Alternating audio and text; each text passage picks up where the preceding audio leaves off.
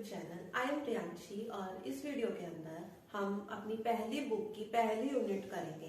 पहली बुक है हमारी इंट्रोडक्शन टू डिसेबिलिटी। जो इंट्रोडक्शन टू डिसेबिलिटी है एक कॉमन बुक है सभी के लिए और उसकी पहली यूनिट आज हम कर रहे हैं अंडरस्टैंडिंग डिसेबिलिटीज। और इस अंडरस्टैंडिंग डिसेबिलिटी की पहली सब यूनिट है historical development in understanding disability की कैसे जो है हमने डिसेबिलिटी को अंडरस्टैंड करने में कैसे हिस्टोरिकल डेवलपमेंट्स हुए हैं। तो जो डिसेबिलिटी है वो एक न्यू कंसेप्ट तो है नहीं कि आजकल नहीं आ गया हो। डिसेबिलिटी बहुत सालों से चलता आ रहा है, बहुत ही ज्यादा एंशिएंट कंसेप्ट है। जैसे जिस समय से पीपल एग्जिस्ट करते हैं तब से ही डिसेबिलिटी जो कंसेप्ट है वो भी एग्जिस्ट कर रहा है। लेकिन जो हमारे व्यूज है डिसेबिलिटी के बारे में, एक हम बोल सकते हैं कि जो हमने डेफिनेशन दिया डिसेबिलिटी की वो चेंज हुई है। और ये जो डेफिनेशन चेंज हुई है वो अच्छे के लिए ही चेंज हुई है। तो हमारे अर्ली व्यूज जो मेडिवल एरा के अंदर थे वो बहुत ही ज्यादा नेगेटिव व्यूज थे डिसेबिलिटी के बारे में। डिसेबिलिटी को पनिशमेंट समझा जाता था बोर्ड से कि हमने कुछ बुरे कर्म किए होंगे पिछले जन्म में जिसकी वजह से हमें पनिशमेंट मिल रही है बोर्ड से। और जो डिसेबल्ड पर्सन होता था उसे सोसाइटी से बिल्कुल अलग रखा जाता था। उसे बिल्कुल भी सेम अधिकार नहीं होते थे जो आपके या हमारे होंगे, वो उसे अधिकार बिल्कुल भी नहीं दिए जाते थे। ऐसे आइसोलेटेड पर्सन बना दिया जाता था उसे, और उसे अच्छे से ट्रीट भी नहीं किया जाता था। उसे मतलब सोसाइटी से बिल्कुल अलग डाल दिया जाता था। और ना ही उसे एजुकेशन दी जाती थी, ना ही कोई उसके और अधिकार थे, क्योंकि वो समझ रहे थे कि उसने तो बहुत बुरे कर्म किए हैं इस वजह से उसको ऐसी लाइफ मिल रही है। बल्कि ऐसा नहीं था। और हमारे व्यूज जो है इस बारे में चेंज हुए हैं बाय द 1880s में जो है हमारे व्यूज चेंज हुए हैं। इसके अंदर एक मेडिकल मॉडल आया है डिसेबिलिटी का, जिसे डिसेबिलिटी से पनिशमेंट ना समझ के हम समझते हैं कि ये वही हेरेडिटी या फिर वो जब बच्चा बर्थ होता है तो कुछ प्रॉब्लम हो गई होगी जिसकी वजह से, या फिर कोई डिजीज हो गई होगी जिसकी वजह से उसके डिसेबल्ड हो गया है वो। तो फिर एजुकेशन स्प्रेड हुई तो फिर हाँ हम बच्चों को सेम अधिकार देने लगे। डिसेबल्ड जो इंडिविजुअल हुए उन्हें हम सेम अधिकार देने लगे कि हाँ भाई इन्हें भी एजुकेशन का अधिकार है, उन्हें भी ऐसी लाइफ जीने का अधिकार है जैसे हम या आप जी रहे हैं। तो हमारे जो व्यूज हैं वो डिसेबिलिटी के बारे में चेंज हो गए। अब आता है कंटेक्स्ट ऑफ इंडिया कि इंडिया के अंदर हम कैसे डिसेबल्ड पर्सन को ट्रीट करते हैं। हमारा जैसे कल्चर है उसके अंदर डिसेबल्ड पर्सन को बहुत ही अच्छे से ट्रीट किया जाता था, उन्हें अच्छे से ट्रीट किया जाता था, उनके लिए एजुकेशन भी थी या अदर फैसिलिटीज भी प्रोवाइड की जाती थी ताकि वो अपनी जिंदगी जो है आराम से जी सके।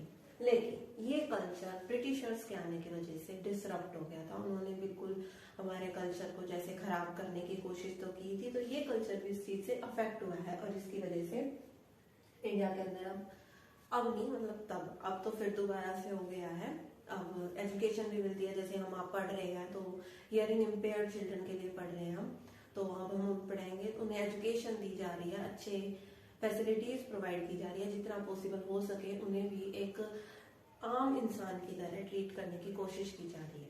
तो यही था हमारे historical development in understanding disability की कैसे हमारे व्यूज जो है चेंज हो गए डिसेबिलिटी को समझने में। तो अब हम सेकंड यूनिट पढ़ेंगे अपनी। तो हमारी सेकंड यूनिट है emerging trends, concept and definition of impairment, disability and handicap, ICIDH and functioning ICF। तो जो सेकेंड यूनिट है वो कहती है कि जो हम डिसेबल्ड पर्सन या जो बंदा ठीक से नहीं काम कर सकता उनके लिए हम कुछ एडजेक्टिव्स यूज करते हैं, जैसे डिसेबल्ड, इम्पेयर्ड एंड हैंडीकैप। तो इनका मतलब समझने की बहुत जरूरत है हमें, क्योंकि इन तीनों का मतलब अलग अलग है। जो ये वर्ड्स हम यूज तो कर रहे हैं लेकिन क्या हमें इनका मतलब पता है?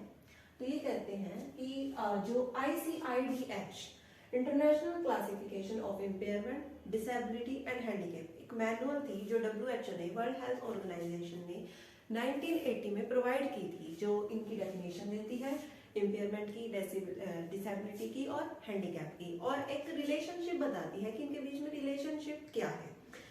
जब हमें इनकी डेफिनेशन पता होगी तभी तो हम बच्चों को पढ़ा पाएंगे कि भाई देखो है क्या, या क्या प्रॉब्लम है, वो इम्पेयर्ड है, डिसेबल्ड है या हैंडीकैप है, क्या है उसके अंदर। तो एक मैनुअल दी थी WHO ने, उसके अंदर ICIDH ने मतलब डेफिनेशन दी है इम्पेयरमेंट की, डिसेबिलिटी की एंड हैंडीकैप की। तो वो जो है एक लीनियर मॉडल बताता है ICIDH कि इन तीनों के बीच, बल्कि 4 इसने डिजीज बोला है, डिजीज से कोई बीमारी हुई जिसकी वजह से इम्पेयरमेंट हो गई, फिर इम्पेयरमेंट होने की वजह से हम डिसेबल्ड हो गए, और डिसेबल्ड होने की वजह से हम हैंडीकैप हो गए।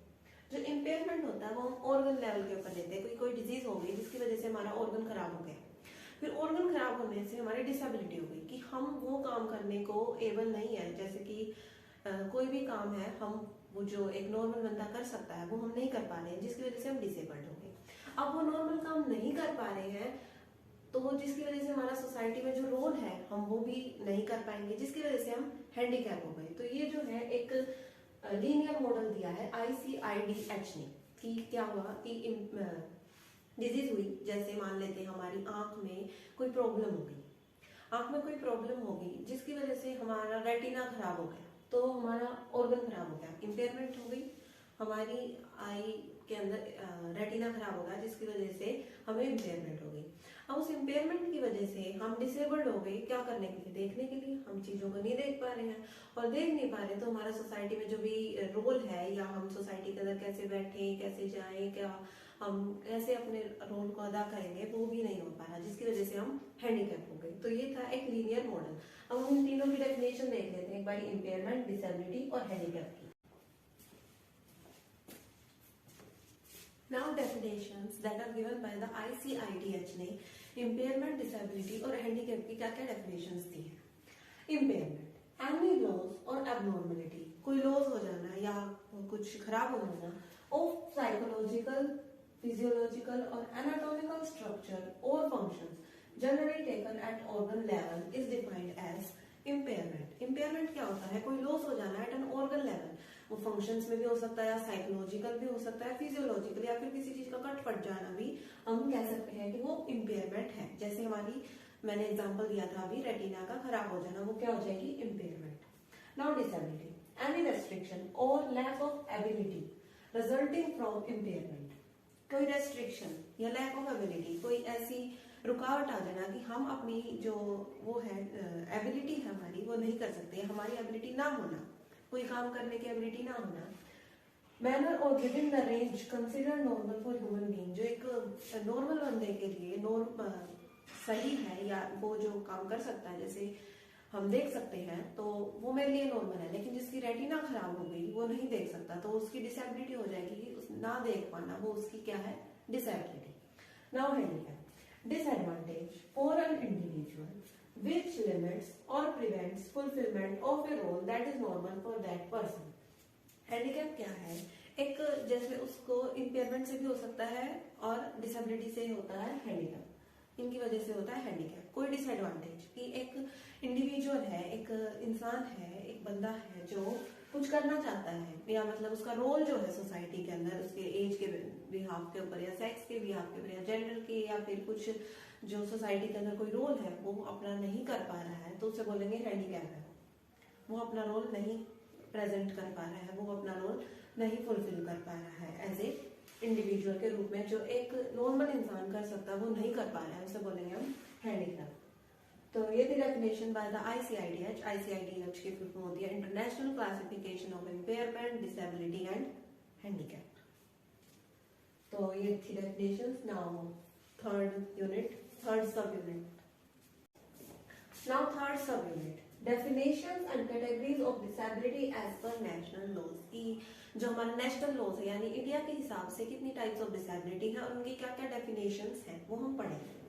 तो एक PWD एक्ट आया था 1995 के अंदर। PWD की फुल फॉर्म है person with disabilities, person with disabilities act 1995 के अंदर आया, जिसके अंदर 7 डिसेबिलिटीज दी गई कि भाई ये 7 डिसेबिलिटीज हैं और इनकी डेफिनेशन दी गई। लेकिन फिर हुए मॉडिफिकेशंस और फिर आया RPWD एक्ट। RPWD एक्ट है rights of person with disabilities act, जो कि आया 2016 के अंदर, जिसने ये 7 को इंक्लूड करने के बाद total I 21 disabilities, total 21 disabilities उन्होंने दी कि भाई ये डिसेबिलिटीज हैं, और भी बहुत सारी हैं पर एक कॉमन डिसेबिलिटीज निकाली है, जितनी ज्यादातर हो सकती है वो निकाली है, और उनकी अलग अलग डेफिनेशंस दी है कि भाई अगर ऐसा है तो उस कैटेगरी के अंदर वो आएगा। एक क्राइटेरिया सेट किया है, डेफिनेशंस दी है एज पर इंडिया के हिसाब से ये है। तो अब हम एक एक करके इनसाइड 21 डिसेबिलिटीज को पढ़ेंगे। पहले पढ़ेंगे वो 60 डिसेबिलिटी जो पीडब्ल्यूडी एक्ट में भी आती है, और फिर पढ़ेंगे हम सारी, मतलब पढ़ेंगे तो सारी, पहले 7 वो पढ़ेंगे ताकि आपको पता चल जाए कि वो 7 है कौन सी। तो क्योंकि उनके नाम लर्न करना बहुत जरूरी है, पीडब्ल्यूडी एक्ट की 7 डिसेबिलिटीज कौन सी थी, तो पहले 7 वो होंगी और फिर आगे की 14 सारी मतलब होंगी। तो पहली पढ़ते हैं। तो हमारी पहली डिसेबिलिटी है ब्लाइंडनेस। ब्लाइंडनेस क्या होता है? साइटलेस, बिल्कुल भी नहीं दिखना, उसे बोलेंगे ब्लाइंडनेस। बिल्कुल अंधा, बिल्कुल भी नहीं दिखाई देना। Total blackness, total blackness, inability to distinguish between dark and dim light, मतलब लाइट डार्क है, डिम है, किसी भी चीज का पता ना चलना, उसे कहेंगे blindness. Second is low vision. Low vision होता है मतलब कुछ दिखाई देना, मतलब बिल्कुल ब्लाइंडनेस नहीं होती, इसके अंदर कुछ दिखाई देता है, जिसकी 2 क्राइटेरिया सेट किए हुए हैं। या तो करेक्शंस के बाद आंख की जो वो है वो 6/18 हो, और लेस देन 20/60 हो, अप टू 3/60 हो, या फिर अप टू 100/200 हो। जब हम आई लेंसेज को चेक करते हैं विद बेस्ट पॉसिबल करेक्शंस आपके ये होनी चाहिए, तब आपको लो विजन के अंदर कैटेगराइज किया जाएगा। या फिर फील्ड ऑफ विजन, जो हमारा फील्ड है विजन हम कितना देख सकते हैं, वो 40 डिग्री से 10 डिग्री के एंगल के बीच में होगा, तो लो विजन कैटेगराइज किया जाएगा वो person. Now third is leprosy cured persons. Leprosy cured persons को हम हैंसन्स डिजीज भी बोलते हैं, इस बीमारी को HD, हैंसन्स डिजीज। ये जो है क्रोनिक इन्फेक्शियस डिजीज है, जो कि एक बैक्टीरिया से होती है, जिस बैक्टीरिया का नाम है माइकोबैक्टीरियम लेप्रे। इस बैक्टीरिया का क्या नाम है? Mycobacterium leprae. इसकी वजह से होती है ये, और ये जो है स्किन को अफेक्ट करती है, हमारे पेरिफेरल नर्व्स को अफेक्ट करती है, जिसकी वजह से भाई आदमी चल बल नहीं पाता, और किसी भी एज पे हो सकती है ये। लेप्रोसी क्योर्ड पर्सन्स इस बैक्टीरिया से होती है, माइकोबैक्टीरियम लेप्रे। नाउ फोर्थ हम पढ़ेंगे। तो हमारी फोर्थ जो डिसेबिलिटी है वो है हियरिंग इम्पेयरमेंट। जैसा कि इसका नाम है हियरिंग इम्पेयरमेंट, तो ये सुनने से रिलेटेड है। बंदा डीफ भी हो सकता है, बिल्कुल बहरा भी हो सकता है, या सुनने में प्रॉब्लम भी हो सकती है। इसकी अलग अलग कैटेगरीज हम आगे पढ़ेंगे वो, इसी में सिर्फ इतना ही है। अगली है लोकोमोटर डिसेबिलिटी। लोकोमोटर होता है चलने में प्रॉब्लम होना, मूवमेंट में प्रॉब्लम होना। ये रिलेटेड है बोन से, जॉइंट से और मसल से। ये डिसेबिलिटी जो है किससे रिलेटेड है? बोन्स, जॉइंट्स और मसल से जो है रिलेटेड है। इसमें प्रॉब्लम होती है मूविंग के अंदर, चल ना पाना, या किसी का पैर खराब होना, किसी का हाथ खराब होना, कुछ और ना कर पाना। नेक्स्ट इज मेंटल इलनेस, दिमागी problem. Disorder of thinking, disorder of thinking, सोच नहीं पाता हो क्या ठीक है क्या गलत है। मूड बहुत खराब रहता है, कभी बहुत ज्यादा गुस्सा करने लग जाता है, कभी बहुत खुश हो जाता है, मतलब उसके मूड जो है वो अलग अलग होते हैं। मेमोरी, कुछ याद नहीं रहता उसे। इंपेयर कर देता है, किस चीज को खराब कर देता है? जजमेंट को, क्या सही है क्या गलत है ये ना सोच पाना। बिहेवियर खराब, जो उसके मूड ही ठीक नहीं है तो उसका बिहेवियर भी खराब ही होगा। Inability to meet the demand of normal life, जो नॉर्मल लाइफ के लिए कैसे जी जाएगी वो उस पर नहीं पता होगा मेंटल इलनेस वाले को। Next is intellectual disability. Intellectual disability जो है वो उसे पहले मेंटल रिटार्डेशन बोलते थे, लेकिन अब उसको इंटेलेक्चुअल डिसेबिलिटी कर दिया गया है। ये जो है एक लर्निंग डिसेबिलिटी है। लर्निंग में प्रॉब्लम होना कि जो हम चीजों को सीख रहे हैं वो एक इंटेलेक्चुअल डिसेबिलिटी वाला बच्चा नहीं सीख पाता है। IQ से रिलेटेड होता है, इंटेलिजेंस क्वेश्चन जिसे बोलते हैं, उसका जो IQ होता है वो लो होता है या एवरेज होता है। इंटेलेक्चुअल फंक्शनिंग में प्रॉब्लम होती है। इंटेलेक्चुअल फंक्शनिंग होते हैं रीजनिंग से रिलेटेड, लर्निंग से रिलेटेड, प्रॉब्लम सॉल्विंग से रिलेटेड, ये इंटेलेक्चुअल डिसेबिलिटी होता है। ये जो सात अभी हमने की है ये PWD एक्ट की थी। अब हम RPWD एक्ट वाली भी इसके अंदर एड ऑन करके जो 14 है अभी करेंगे, जिससे वो 21 हो जाएंगे टोटल। ड्वार्फिज्म, ये जो है एक ग्रोथ डिसऑर्डर है, जिसकी वजह से एक इंडिविजुअल की ग्रोथ नहीं हो पाती ढंग से, जिसकी वजह से उसकी जो हाइट है वो एवरेज हाइट से बहुत कम हो जाती है। Next is autism spectrum disorder, ASD। Autism spectrum disorder जो है वो एक न्यूरोलॉजिकल और डेवलपमेंटल डिसऑर्डर है, जो अफेक्ट करता है या इम्पेयर करता है इंडिविजुअल्स कम्युनिकेशन एंड बिहेवियर, वो बात करने में, और उसका जो बिहेवियरल प्रॉब्लम्स होती हैं, जिसकी वजह से ऑटिज्म स्पेक्ट्रम डिसऑर्डर वो बहुत ज्यादा दूर रहना पसंद करता है। जो बच्चा होता है या इंडिविजुअल होता है वो किसी से बात करना बिल्कुल भी पसंद नहीं करता है। नेक्स्ट हमारा सेरेब्रल पाल्सी। सेरेब्रल पाल्सी होता है मस्कुलर कोऑर्डिनेशन का खराब हो जाना, हमारे ब्रेन में कुछ ऐसा डैमेज हो जाता है जिसकी वजह से मसल जो आपस में कोऑर्डिनेट नहीं कर पाती। और ये जो है नॉट प्रोग्रेसिव, प्रोग्रेसिव कंडीशन यानी टाइम के साथ जो है वर्स नहीं होती, इनक्योरेबल, इनक्योरेबल है यानी ठीक नहीं होगी कभी भी। Next is muscular dystrophy. Muscular dystrophy जो है ग्रुप है न्यूरोमस्कुलर जेनेटिक डिसऑर्डर, जिसकी वजह से मसल्स वीक हो जाती है। कि जेनेटिक डिसऑर्डर है ये मस्कुलर डायस्ट्रोफी, जिसकी वजह से मसल्स जो बहुत ज्यादा वीक हो जाती है। इवन लॉस ऑफ मसल्स होती नहीं है या मसल्स बिल्कुल लॉस हो जाता है, बिल्कुल खराब हो जाती है। और ये जो है एक प्रोग्रेसिव कंडीशन है, ये टाइम के साथ जो है वर्स होती जाएगी muscular dystrophy. Next is specific learning disability. Specific learning disability होती है कुछ चीज सीखने के अंदर हमें प्रॉब्लम होना, लिसन सुनना पाना, थिंक सोच ना पाना, स्पीक बोल नहीं पाना, राइट लिख नहीं पाना, और स्पेल या स्पेलिंग गलत होना, या फिर डू मैथ्स कैलकुलेशन गलत करना। ये आती है सारी स्पेसिफिक लर्निंग डिसेबिलिटी। अलग अलग स्पेसिफिक है कि भाई वो लिख नहीं पाता, या उसे राइटिंग की प्रॉब्लम है, या स्पेलिंग उसे बी का जगह डी दिखता है, इस टाइप की प्रॉब्लम्स बच्चे करते हैं, मैथ्स कैलकुलेशंस गलत करना। And next is acid attack victims. Acid attack victims, acid जो फेंक दिया जाता है उनकी वजह से उनकी फेस या बॉडी का कोई पार्ट जो है वो बिल्कुल तरह से खराब हो जाता है, इसकी वजह से उन्हें भी एक डिसेबिलिटी की कंडीशन में रखा गया है कि उनकी कोई चीज को खराब हो जाती है, क्योंकि इसलिए इन्हें भी जो है डिसेबिलिटी के उसमें ही रखा गया है, acid attack victims. Now next हम 14 करेंगे। Next is multiple sclerosis, MS. ये जो है इसके इस डिसेबिलिटी के अंदर क्या होता है, जो इम्यून सिस्टम होता है बॉडी का वो अपने ही सेंट्रल नर्वस सिस्टम पे अटैक करना शुरू कर देता है, जिसकी वजह से नर्व जो है वो बिल्कुल खराब हो जाती है। इसके अंदर एक माइलिन शीट होती है न्यूरॉन्स के ऊपर एक कवरिंग होती है जिसे हम बोलते हैं माइलिन शीट, वो खराब हो जाती है, जिसकी वजह से कई बार तो पूरी की पूरी नर्व सिस्टम ही खराब हो जाता है। तो ये होता है मल्टीपल स्क्लेरोसिस, जो इम्यून सिस्टम है वो अपने ही सेंट्रल नर्वस सिस्टम पे अटैक करना शुरू कर देता है, मतलब कि जो दूसरे पैथोजेंस आने की बजाय अपने ही सेंट्रल नर्वस सिस्टम पे अटैक करना शुरू कर देते हैं। Next is thalassaemia. थैलेसेमिया जो है वो एक जेनेटिक ब्लड डिसऑर्डर है, यानी कि हमें अपने विरासत में मिलता है थैलेसेमिया, ब्लड डिसऑर्डर है, लेस हीमोग्लोबिन। इसके अंदर क्या होता है, हीमोग्लोबिन की कमी हो जाती है, जिसकी वजह से रेड ब्लड सेल्स जो है वो बिल्कुल खराब होने लग जाती है। हीमोग्लोबिन एक प्रोटीन या एक पिगमेंट है जिसकी वजह से जो है ऑक्सीजन कैरी करने में हेल्प करता है हमारी ब्लड को। हीमोफीलिया की वजह थैलेसेमिया की वजह से जो है एनीमिया भी हो सकता है, यानी खून की कमी, जिसकी वजह से हम पेल और टायर्ड दिखने लग जाते हैं। Haemophilia next, lack of blood clotting proteins.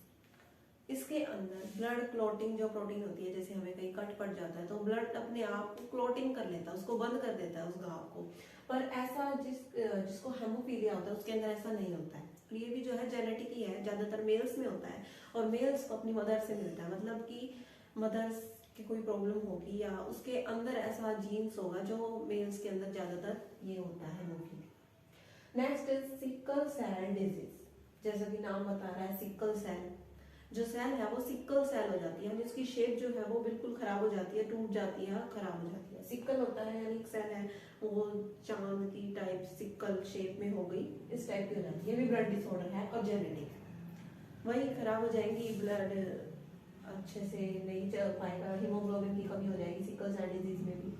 Next is multiple disability. Multiple disability यानी एक से ज्यादा डिसेबिलिटी का एक बंदे के अंदर होना, जैसे डीप ब्लाइंडनेस, एग्जांपल दिया हुआ है डीप ब्लाइंडनेस, अंधा भी है और बहरा भी है, ना ही सुनाई देता है और ना ही दिखाई देता है, तो ये हो गया multiple disability. Next is Parkinson's disease. Parkinson's जो डिजीज है वो सेंट्रल नर्वस सिस्टम की डिजीज डिसऑर्डर है, अफेक्ट करता है मूवमेंट, हमारी मूवमेंट होने में हमें प्रॉब्लम होगी, जिसे पार्किंसंस डिजीज होगी। प्रोग्रेसिव है, प्रोग्रेसिव यानी टाइम के साथ खराब हो जाएगी, नो क्योर अवेलेबल, और पार्किंसंस डिजीज का कोई भी क्योर अवेलेबल नहीं है, उसे कैसे ठीक किया जाए किसी को नहीं पता अभी तक।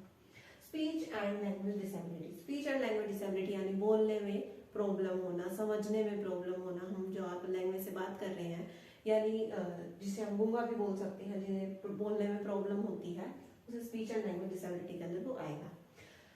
Next and last, chronic neurological conditions. Chronic neurological conditions जो है वही नर्व से रिलेटेड होती है, मूवमेंट से रिलेटेड होती है। और इसके अंदर एग्जांपल्स आएंगे stroke, MS, multiple sclerosis, dystonia, Alzheimer etcetera वगैरह, ये ही आएंगे इसके अंदर क्रोनिक न्यूरोलॉजिकल कंडीशंस के अंदर। तो ये हमारी 1.3 जो सब यूनिट है वो यहाँ पे कंप्लीट हो चुकी है। हमने डेफिनेशन सारी 21 जो डिसेबिलिटीज दी हैं RPWD एक्ट ने, उसको हम सब ने देख लिया है, डेफिनेशंस जो हमारे इंडिया के हिसाब से है। नाउ नेक्स्ट सब यूनिट 1.4। नाउ नेक्स्ट सब unit that is prevalence and demographic profile. मतलब कि हमारी पॉपुलेशन के अंदर कितने लोग जो हैं डिसेबल्ड हैं उसको देखना, और उसकी स्टडी को बोलते हैं हम epidemiology. Epidemiology is the study of factors affecting occurrence and distribution of disabled persons in a population. जो एपिडेमियोलॉजी है वो स्टडी है, वो ये देखती है क्या कौन से फैक्टर्स हैं जिनकी वजह से अकरेंस हो रही है और कैसे डिस्ट्रीब्यूशन हो रहा है डिसेबिलिटी का, कि एज के बिहाफ के ऊपर कितने हैं, सेक्स के बिहाफ के ऊपर कितने हैं, सोशल क्लासेस के बिहाफ के, अर्बन रूरल में कितने डिसेबल्ड पर्सन्स हैं। इन सब की जो चीजें देखती है वो क्या या स्टडी जो है उसे एपिडेमियोलॉजी है, और जो इस चीज को स्टडी करते हैं उन्हें बोलते हैं एपिडेमियोलॉजिस्ट। नाउ अब इस चीज को देखने के लिए दो मेथड है, एक है इंसिडेंस और दूसरा है प्रेवलेंस। इंसिडेंस होता है कि एक स्पेसिफिक पीरियड के टाइम के ऊपर, स्पेसिफिक टाइम पीरियड के अंदर कितने न्यू केसेस आ रहे हैं, कि भाई ये न्यू केसेस हैं डिसेबल्ड पर्संस के। नाउ प्रेवलेंस, प्रेवलेंस होता है टोटल नंबर ऑफ केसेस, एक स्पेसिफिक टाइम पीरियड के अंदर कितने टोटल केसेस हैं डिसेबल्ड पर्संस के, उसे बोलेंगे हम प्रेवलेंस। फिर जब सेंसस होगी उसके अंदर पहले देखेंगे कि पॉपुलेशन इतनी है, मेल पॉपुलेशन इतनी है, फीमेल पॉपुलेशन इतनी है, टोटल पॉपुलेशन। फिर देखेंगे टोटल डिसेबल्ड पर्संस कितने हैं, तो एक टोटल पॉपुलेशन होगी। फिर देखेंगे टोटल डिसेबल्ड पर्संस कितने हैं, male total population, total male disabled person, total female population and total female disabled person. फिर उसके अंदर देखेंगे, फिर एज के हिसाब से देखेंगे इतनी एज पर्सन्स में इतने हैं, इतने एज में इतने हैं, और कौन सी बीमारी है, हमने कौन सी डिसेबिलिटीज है, जैसे हमने किस डिसेबिलिटीज पढ़ी थी, तो वो सब चीजें देखते हैं। फिर अर्बन रूरल में कैसे हैं, अर्बन में कितने हैं, रूरल में कितने हैं, कि कैसे फैक्टर्स कौन कौन से हैं जो इसे अफेक्ट कर रहे हैं, तो ये सारी चीज इसके अंदर आएंगी, यही सारी सब यूनिट के अंदर। Now next is next Now it is the last unit, last sub unit, that is causes and prevention of disability। क्या कारण है और क्या उसको हम कैसे प्रिवेंट कर सकते हैं डिसेबिलिटी को। तो causes, डिजीज, कोई बीमारी हो जाना at the time of birth या बर्थ के बाद, कहीं भी कुछ भी बीमारी हो जाना जिसकी वजह से डिसेबिलिटी हो सकती है। इंजरी, एक्सीडेंट, इंजरी हो जाना, कहीं चोट लग जाना या एक्सीडेंट हो जाना जिसकी वजह से भी डिसेबिलिटी हो सकती है। हेरिडिटी, हमारे जो जीन्स के अंदर ही डिसेबिलिटी का प्रेजेंस होना। अल्कोहल्स या ड्रग्स, खुद ड्रग्स लेना, या फिर अगर मम्मी जब या मदर जब पेट में बच्चा होता है जब अगर अल्कोहल या ड्रग्स का यूज करती है तो भी बच्चे को डिसेबिलिटी हो सकती है। माल न्यूट्रिशन, अच्छी डाइट नहीं लेना, मदर को भी at the time of birth या जब वो प्रेग्नेंट होती है तो उसे अच्छा खाना लेना चाहिए, और हर एक इंडिविजुअल को प्रॉपर डाइट लेनी चाहिए। पोल्यूशन, आजकल पोल्यूशन बहुत ज्यादा चल रहा है, पोल्यूशन की वजह से भी डिसेबिलिटी हो रही है। पुअर लिविंग कंडीशंस, अच्छी लिविंग कंडीशंस नहीं होना, जैसे जो लोग स्लम्स में रहते हैं उनकी लिविंग कंडीशंस बिल्कुल बेकार और अनहाइजीनिक होती है जिसकी वजह से उन्हें डिसेबिलिटी हो सकती है। लो एजुकेशन, एजुकेशन ना होना, अच्छे से एजुकेशन नहीं होना तो ऐसी कुछ गलतियां करते हैं जिसकी वजह से उन्हें डिसेबिलिटी हो सकती है। नाउ प्रिवेंशन, प्रिवेंशन को 3 टाइप्स में बांटा गया है, primary, secondary and tertiary. Primary होता है कि हम डिसेबिलिटी को होने ही नहीं देंगे, पहले ही ऐसे उनकी सारी चीज़ों को मिटा देंगे जिससे डिसेबिलिटी होती है, जैसे अभी हमने कोजेस पढ़े, तो हम वो कोजेस होने ही नहीं देंगे जिससे ये डिसेबिलिटी हो। Now second is secondary, secondary prevention. Secondary prevention अभी हो तो गई डिसेबिलिटी, अब उसे ठीक करेंगे। Early identification and early intervention होता है सेकेंडरी प्रिवेंशन के अंदर। नाउ टर्शियरी, टर्शियरी है उसका पता भी लेट चला है और अब उसको बिल्कुल खत्म तो कर सकते हैं नहीं हम, लेकिन हाँ उसे ऐसी कोई थेरेपीज या उसे ऐसी ट्रीटमेंट देंगे जिसकी वजह से हाँ उसे थोड़ा सा तो नॉर्मल तक वापस लेके आ सकते हैं। ये हो गया tertiary. Now care before pregnancy, pregnancy से बिफोर हमें केयर रखनी पड़ती है। पहली बात तो एज होती है प्रेग्नेंट या बेबी कंसीव करने की, जो कि है ईयर से लेकर 35 साल के बीच में जो है एक लेडी को बेबी कंसीव करना चाहिए। और जैसे क्लोज ब्लड रिलेशंस के अंदर हमें शादी नहीं करनी चाहिए और बेबी नहीं करना चाहिए, क्योंकि जैसे क्लोज रिलेशंस के अंदर किसी को जेनेटिक्स प्रॉब्लम ज़्यादा हो जाती है फिर। और कंसल्ट करना चाहिए डॉक्टर को बेबी कंसीव करने से पहले अगर आपको कोई प्रॉब्लम हुई है या फिर आपका RH नेगेटिव ब्लड ग्रुप है, तो ये सब चीज़ें जो है देखनी चाहिए। नाउ केयर ड्यूरिंग प्रेगनेंसी के दौरान कौन कौन सी केयर करनी चाहिए। अब प्रेग्नेंट तो हो गई वुमेन, तो उससे पहले अपनी डाइट का ख्याल रखना चाहिए कि उसे पूरी तरह से अच्छी डाइट लेनी है, बिल्कुल भी माल न्यूट्रिशन नहीं होने देना है, क्योंकि उसे अपना ख्याल और बच्चे का ख्याल दोनों का रखना है। वेट गेन होना चाहिए बेबी मदर का कम से कम 10 kg उसका वेट बढ़ना चाहिए प्रेगनेंसी के दौरान, जो कि एक हेल्दी वेट माना गया है गेन।